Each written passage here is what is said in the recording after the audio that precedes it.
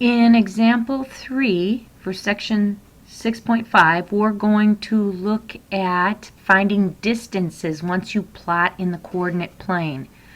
So we have a problem here that says an archaeologist divides an area using a coordinate plane in which each unit represents 1 meter. The corners of a secret chamber are shown in the graph. What are the dimensions of the secret chamber? All right. First, we're going to look at the length of the chamber, which is the distance between these two coordinates. So from here to here is the length.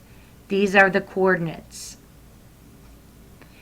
We know that we only have to deal with the x-axis. Remember, x runs across. The x-axis runs across. So we only have to deal with the x-axis. The reason for that is, remember, x, y, x, y, x, y, and so on. So our first numbers in the parentheses or in the coordinates is x. So what they tell you to do here is that you take -4, which is right here, and -2, which is right there, add them together, and you'll get the value of 6. Why are you adding them? Well, you have to have -4 get to 0, or get to 0. Then, so it'll take 4 to do that, and then it will take 2 more to get out to here. So 4, 2. Just because we started in negative doesn't change anything. Yes, we started in the negative quadrant 1, but we're moving it into the positive. So the distance between here and here is 6. You do the same thing with your width. That is your y-axis. Y. So it's this number, this number, this number, and this number. You subtract, as they say, 5 minus 1, and it will equal 4. Okay, now, couple things. You will know which ones to add and subtract, actually, if you know your axis. If you know x goes across and y goes up and down, excuse me, you will know that. Notice the y is 5 and 5. Don't deal with those numbers. Here, it's 1 and 1. You want to be able to do -4 and 2. And then notice that the up and down numbers are different, and that's when you're figuring out the y-axis. Now, the length is addition when you're going across right here.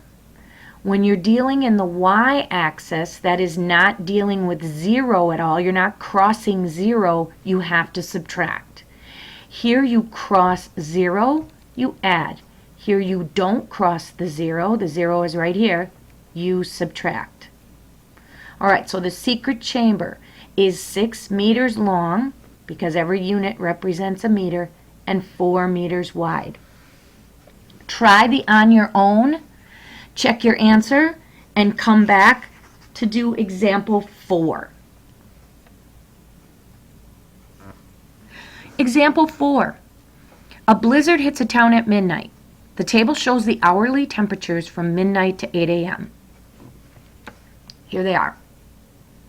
Hours after midnight is your x, temperature is y.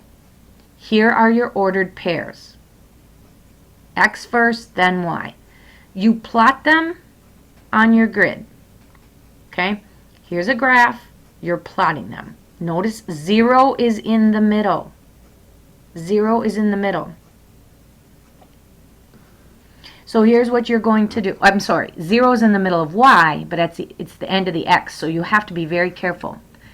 Once you've plotted them, this is what you have to do, and this is the hardest part. You have to take a look at this graph, and you have to ask yourself, what do I know about this graph? What do I see? I can look at my chart up here and tell you what I see. I can see that as the hours go up, the temperature goes down. But can I see that on the grid? So I know my hours are the first number. Here we go. Hour 1, hour 2, 3, 4, 5, 6. Okay, so I can say the temperatures go down, and you can say till 6 a.m. because this is 12 o'clock. 1, 2, 3, 4, 5, 6. They're all o'clocks. So they go down, then it starts to increase until 8 a.m. Can I also tell the greatest increase from 1 hour to another? Sure, I can do that up here too. But a lot of times you're not going to see this. You're only going to see this. So look at this bullet point. The greatest decrease in hourly rates for 1 hour to the next is 3 degrees Fahrenheit. This happens twice, from 2 a.m. to 3 a.m. and 4 a.m. to 5 a.m. Really look at your graphs. It will tell you a lot. A lot of times you will have this too to refer to, but if not, you've really got to look at what your x-axis says and what your y-axis says. All right, do the on your own on page 278, example 4. Check your answers.